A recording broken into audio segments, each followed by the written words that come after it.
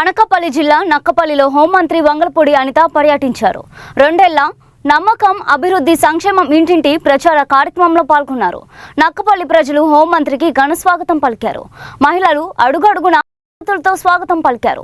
మంత్రి అనిత ప్రతి ఇంటికి వెళ్లి ప్రజలతో మాట్లాడారు. ప్రభుత్వ అభివృద్ధి సంక్షేమ కార్యక్రమాలను ప్రజలకు వివరించారు. స్థానికుల యోగక్షేమాలు, వారు ఎదుర్కొంటున్న సమస్యలను అడిగి తెలుసుకున్నారు. ప్రజలు తన దృష్టికి తీసుకువచ్చిన సమస్యలను పరిష్కరించాలని అధికారులను ఆదేశించారు.